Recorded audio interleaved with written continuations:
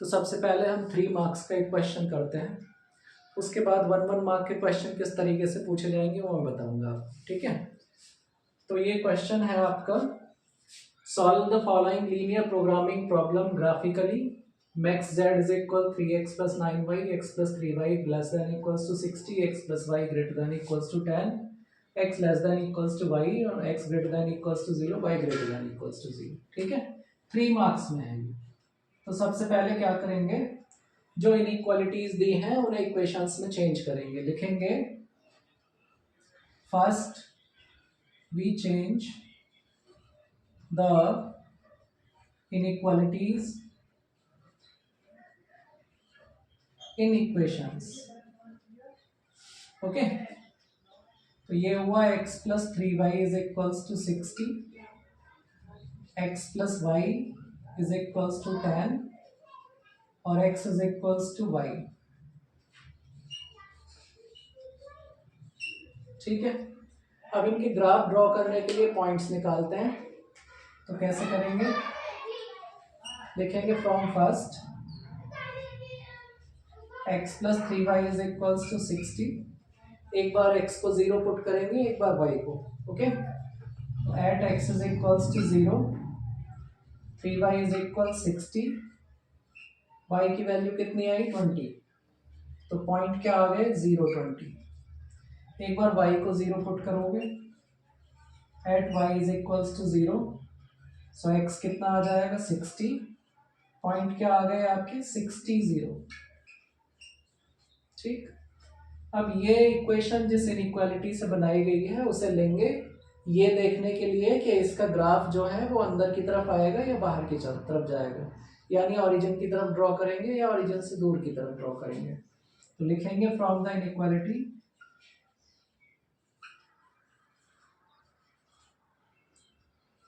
x plus 3y less than equals to 60, x और y दोनों की जगह 0 रख दो, at x is equals y is equal 0, x की जगह 0 और y की जगह भी 0, तो 0 plus 3 into 0 less than equals to 60, 0 less than equals to 60 ट्रू है, क्योंकि 0 जो है वो 60 से छोटा होता है, तो क्या है ये ट्रू। जब जब ट्रू आएगा तो ग्राफ अंदर की तरफ बनता है, ओरिजिन की तरफ, ठीक है। Now from equation second x plus y equals to 10 at x is equal 0, y की वैल्यू कितनी आ जाएगी 10, at y is equal 0, x की वैल्यू कितनी आ जाएगी 10। यहाँ से पॉइंट आए 0 10 और ये 10 0, ठीक। फिर वही के ग्राफ अंदर आएगा या बाहर ये चेक करने के लिए इनइक्वालिटी लेंगे। Now x plus y greater than equals to 10 at x is equals y is equal 0, 0 plus 0 greater than equals to 10, कितना आया 0 ग्रेटर देन इक्वल्स टू 10, 0 10 से बड़ा है तो ये फॉल्स है, 10 से बड़ा नहीं होता ये, ठीक है। नाउ थर्ड वाली equation x less than equals to y, ठीक है, सॉरी ये x is equals to y,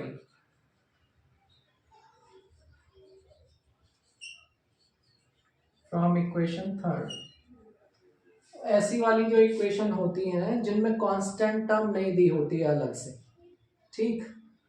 एक तो इक्वेशन यूं हो गई x plus 3y is equals to, और एक इक्वेशन यूं हो गई x minus 3y is equal 0, ये ऐसी है। y को इधर लिया होगे तो क्या बनेगा x minus y is equal 0, जब RHS में जो है वो 0 हो, यानी कोई भी कांस्टेंट वैल्यू नहीं है अगर, ठीक है।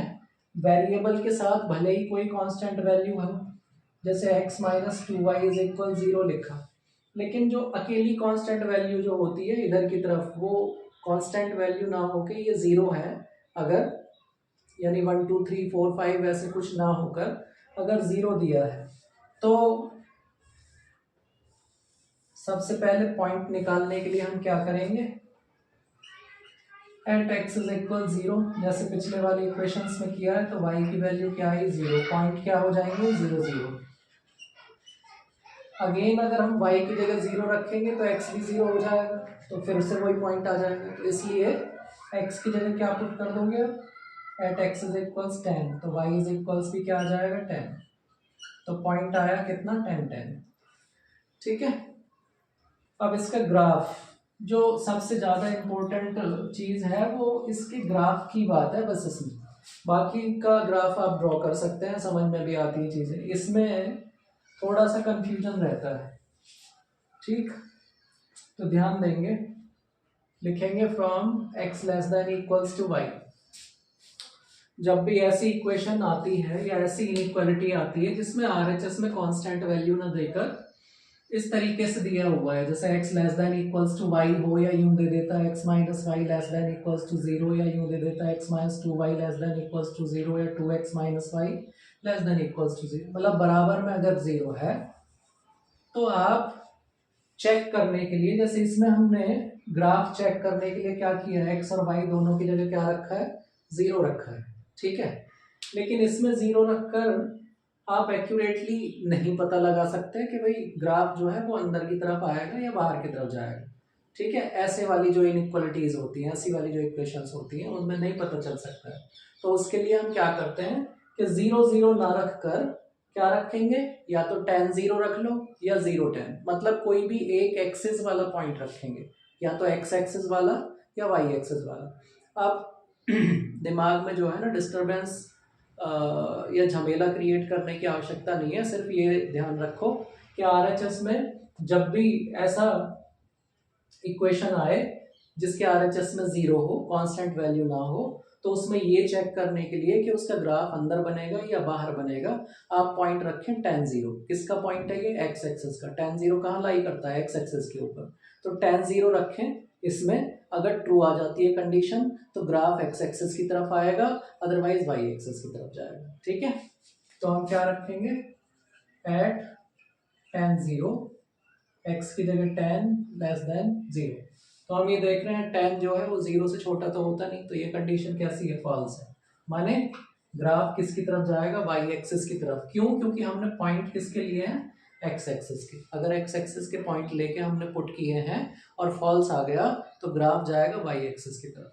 ठीक है, y एक्सिस के पॉइंट लेके पुट करते और फॉल्स आ जाता तो x एक्सिस की तरफ आता, और अगर ये ट्रू आ जाता, पॉइंट रख के x एक्सिस के पॉइंट लिए हमने tan 0 वैल्यू रखी इनइक्वालिटी में और ट्रू आ गया, तब x एक्सिस की तरफ आएगा, ट्रू पर x एक्सिस की तरफ, फॉल्स पर y एक्सिस की तरफ। ये ध्यान रखना है, बस हम ग्राफ ड्रॉ कर देंगे। पॉइंट क्योंकि tan के मल्टीपल हैं तो ये ले लेते हैं, tan 20 30 40 50 60, यहाँ भी tan 20 30 40 50 60। ओके, अब जो जो दे रखे हैं पॉइंट वो ड्रॉ करो, x पर 0, y पर 20, तो ये हो गया 0 20, x पर 60, y पर 0, x पर 60 कहाँ है, ये रहा 60 0, मिला दो। ठीक,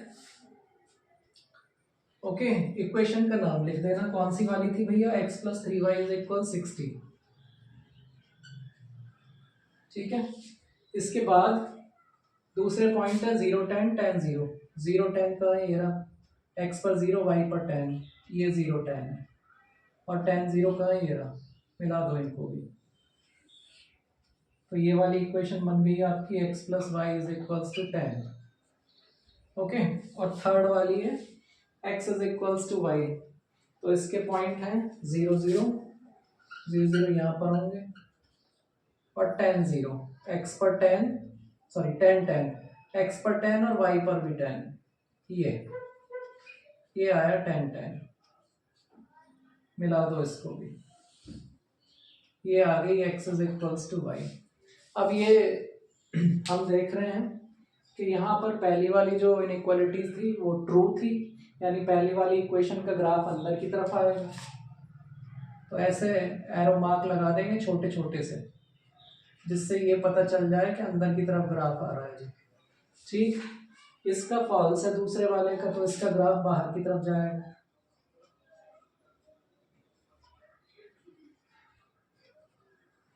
ओके। और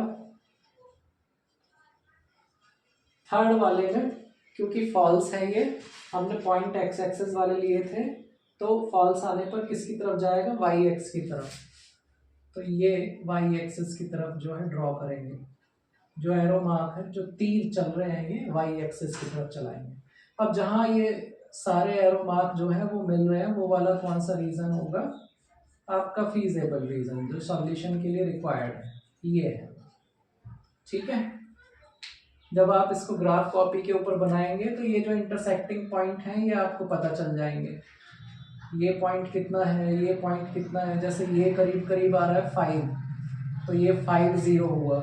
ये करीब करीब आ रहा है 20, तो ये 20, और इधर भी 20, 15 के करीब आ रहा है। तो ये ग्राफ कॉपी के ऊपर बनाओगे तो एक्यूरेटली पता चलेगा, अदरवाइज कंफ्यूजन हो सकता है। अगर जो सिंपल बोर्ड कॉपी मिलती है उसके ऊपर ड्रॉ करोगे तो पता ही नहीं चलेगा कि ये वाले पॉइंट फिर तुम्हें अलग से निकालने पड़ेंगे ये। ठीक है, इंटरसेक्टिंग पॉइंट जो है वो अलग से निकालने पड़ेंगे। उसके लिए क्या करेंगे हम, ये वाली और ये वाली इक्वेशन सॉल्व कर लेंगे, ये पॉइंट निकल जाएगा। ये वाली और ये वाली इक्वेशन सॉल्व कर लेंगे, ये वाला पॉइंट निकल जाएगा। ठीक है। अब क्योंकि हमने ग्राफ कॉपी के ऊपर ड्रॉ नहीं किए हैं तो हम इंटरसेक्टिंग पॉइंट निकाल लेते हैं। आपको अगर ग्राफ कॉपी मिलती है पेपर में तो ग्राफ कॉपी के ऊपर ड्रॉ करें, वहां से सीधा पता चल जाएगा, क्योंकि वहाँ लाइंस ड्रॉ होती हैं और जो ग्राफ है वो उसी हिसाब से दिखाई दे जाएगा ग्राफ के ऊपर कि कौन सा पॉइंट पर ये इंटरसेक्ट कर रही है दोनों लाइनें। ठीक। पर अगर नहीं पता चलता है, ये ग्राफ पेपर नहीं मिलता है, तो आप ये करें कि इन दोनों के इंटरसेक्टिंग पॉइंट निकाल दें। कौन कौन सी इक्वेशन है, फर्स्ट वाली और ये थर्ड वाली, फर्स्ट और थर्ड के निकाल दें। लिखेंगे फ्रॉम फर्स्ट एंड थर्ड। तो y की वैल्यू यहाँ पुट कर दो, x क्या आया, 4x इज इक्वल 16, x की वैल्यू क्या आ गई 15, x की वैल्यू पुट करोगे यहाँ तो ये 15 15 आ गए। और putting x is equal 15 in third, तो y इज इक्वल्स भी क्या आ गया 15। तो जहां ये दोनों लाइनें काट रही हैं ये वाला पॉइंट आया आपका 15 15। ओके। ऐसे ही ये वाली जो इक्वेशन है सेकंड और ये वाली जो इक्वेशन है थर्ड, इन दोनों के इंटरसेक्टिंग पॉइंट निकाल लोगे। लिखेंगे फ्रॉम सेकंड एंड थर्ड। तो y की वैल्यू पुट करेंगे x सेकंड वाली में, x y की जगह x is equals 20, 2x is equals 20 और x इज इक्वल्स कितना आ गया भैया 10। ठीक है। x की वैल्यू यहाँ पुट करोगे y बराबर भी 10 आ जाएगा। तो ये वाले पॉइंट आए आपके कितने 10 10, जहां ये दोनों एक दूसरे को काटेंगी। तो ये वाले पॉइंट आए आपके 10 10, सॉरी ये 20 नहीं है भाई, ये 10 है ये है ना। x x as it is, y की जगह x पुट करेंगे और ये 10 हुआ तो ये 5 टाइम्स डिवाइड हो जाएगा। x की वैल्यू आई 5 और y की वैल्यू भी 5, तो ये वाले पॉइंट हो गए आपके 5 5। ठीक है। तो 5 5 आए, 15 15 आए, 20 0 20 आया और ये 0 10 आया, 4 पॉइंट आ गए। तो ये अब हम मैक्स जेड में पुट कर देंगे। नाउ पॉइंट्स लिखो और z की वैल्यू लिख लो, कितनी है 3x प्लस 9y। ठीक। पॉइंट कौन कौन से हैं भाई, 5 5 है, फॉल्स नीचे लिख लो।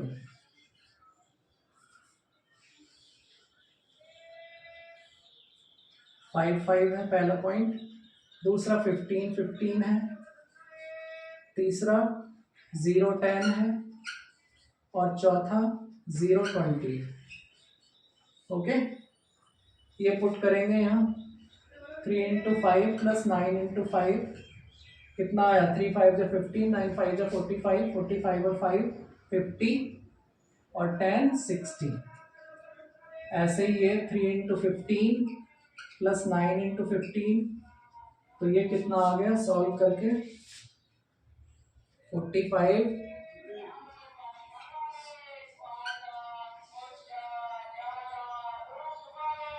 180। ओके।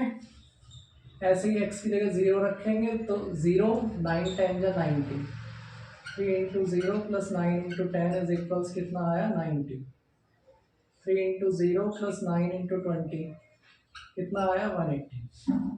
ओके, तो मैक्स वैल्यू कितनी हुई 180 एट पॉइंट 020 एंड 1515। तो लिखेंगे max Z is equals to 180 at 1515 and 020। Okay, ये सॉल्यूशन आ जाएगा भैया आपका। ठीक, 1515 और 020 यानी ये वाला जो लाइन सेगमेंट है इस पूरे के ऊपर जो है वो वैल्यू आपकी मैक्सिमम होगी एट लाइन सेगमेंट, पूरा ही लिख देना, at line segment join 1515 and 020। जो 1515 और 020 को ज्वाइन करता है उस लाइन सेगमेंट के ऊपर जो है ये जो फंक्शन गिवन है इसकी वैल्यू मैक्सिमम होगी। आई होप कि आप लोगों के समझ में आ गया होगा। किसी के नहीं समझ में आया रिवाइंड करके देख लेना, ठीक है।